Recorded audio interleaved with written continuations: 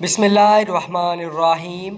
जिन जानवरों का ज़िक्र अल्लाह ने कुरान में किया है वो ये हैं चूंटियाँ। इनका ज़िक्र कुरान में अक्लमंद और मेहनती के अल्फाज में इस तरह किया गया है कि हज़रत सुलेमान की फ़ौज जंगल से गुज़र रही होती है तो एक चूंटी अपनी बाकी साथियों से अपने अपने बिलों में छुप जाने का कहती है। इसको ख़तरा होता है कि वो फ़ौज के पांव तले कुचली जाएंगी। इस वाक़े के ज़िक्र से हमें पता चलता है कि चूंटियाँ अक्लमंद होती हैं। बंदर। अल्लाह ने बंदरों की मिसाल में अपने गुस्से का इजहार करते हुए इस वाक़े का ज़िक्र किया है जब अल्लाह ने यहूदियों की एक कौम को बंदर बना दिया था इनकी नाफरमानियों की वजह से। शहद की मक्खियाँ। इनका ज़िक्र इंसानों के फ़ायदे के लिए किया गया है कि कैसे अल्लाह ने एक मक्खी को बनाया जो मेहनत से शहद बनाती है, मुख्तलिफ़ रंगों का, और शहद में इंसानों के लिए शफा है। परिंदे।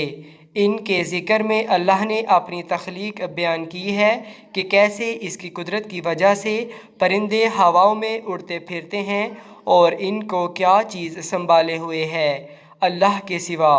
इनको देखकर इंसान ने जहाज़ बनाना सीखा। ऊँट। ऊँट अल्लाह की वो ख़ास मखलूक है जिसका ज़िक्र खसूसी तौर पर किया गया है क्योंकि इसमें अल्लाह ने बहुत सी खसूसियात रखी हैं। ऊँट की आँखों में 3 पलकों की तहें होती हैं जो किसी भी रेत के ज़र्रात को आँखों में जाने से रोकती है। ये अपनी पीठ में बहुत दिनों तक के लिए पानी जमा कर लेता है क्योंकि इसके कोहान में चर्बी होती है जो पानी जज़ब कर लेती है। इसके पाँव भी अल्लाह ने ख़ास मिट्टी में चलने के लिए बनाए हैं जो मिट्टी में दनसते नहीं हैं, इसलिए ये एक सहराई जानवर है।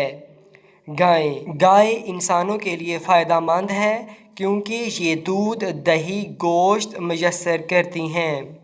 भेड़। भेड़ भी इंसानों को गोश्त और ऊन मुहैया करती है और इसका ज़िक्र इस वाक़े में किया गया है जब हज़रत इब्राहीम अलैहिस्सलाम अपने बेटे हज़रत इस्माईल अलैहिस्सलाम को ज़बह करने लगे तो अल्लाह ने इनकी जगह एक भेड़ भेज दिया। कुत्ता। कुत्ता इंसानों का दोस्त होता है और वो इनके मवेशियों और घर की हिफाजत करता है। गधा। गधे की आवाज़ को सबसे ज़्यादा ख़राब आवाज़ कहा गया है और इंसानों को तलकीन की गई है कि गधे की आवाज़ की तरह ज़ोर ज़ोर से मत चिल्लाओ। हाथी। हाथी को अल्लाह ने ताकतवर जानवर कहा है मगर अल्लाह के गुस्से के आगे किसी की ताकत अहमियत नहीं रखती, जैसा कि अल्लाह ने हाथी वाली कौम को तबाह कर दिया था। मक्खी।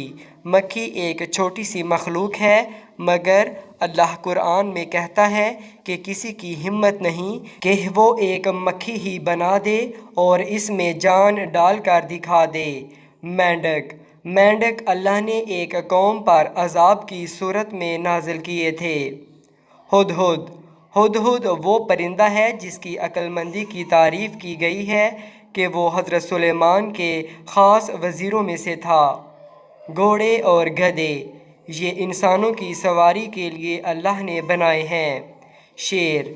शेर को अल्लाह ने कुरान में एक ख़तरनाक जानवर कहा है। झींगर। झींगर की मिसाल इस तरह दी गई है कि ये हमेशा बहुत तादाद में होते हैं और क़यामत के दिन इंसान झींगरों की तरह अल्लाह के हजूर पेश होंगे, यानी इतनी तादाद में। मच्छर। मच्छर एक छोटा सा कीड़ा है मगर ये बहुत सी बीमारियां फैलाने का बायस बनता है। बटेर। बटेर इंसानों के खाने के लिए फ़ायदेमंद परिंदा है। कौवा। कौवा एक चालाक जानवर है जिसने इंसान को सिखाया कि किस तरह अपने मुर्दे ज़मीन में दफन करने हैं। सांप। हज़रत मूसा अलैहिस्सलाम ने जब अपना आसा ज़मीन में फेंका तो वो एक सांप बन गया। मकड़ी। मकड़ी का घर सबसे नाजुक होता है मगर वो बहुत मेहनत से जाला बनाती है। सूअर। सूअर एक गंदा जानवर है जिसको खाना हराम है। दीमक। दीमक का ज़िक्र इस वाक़े के लिहाज से किया गया है جب حضرت سلیمان علیہ السلام جنوں سے کام کرا رہے تھے اور ان کا انتقال ہو گیا، مگر جنوں کو کافی عرصے بعد اس وقت پتہ چلا جب دیمک نے حضرت سلیمان کا عصا جس سے وہ کھڑے تھے کھا لیا اور وہ گر پڑے۔ وہیل مچھلی نے حضرت یونس علیہ السلام کو 40 دن اپنے پیٹ میں رکھا تھا۔ بھیڑیے کو ایک خطرناک جانور کہا گیا ہے۔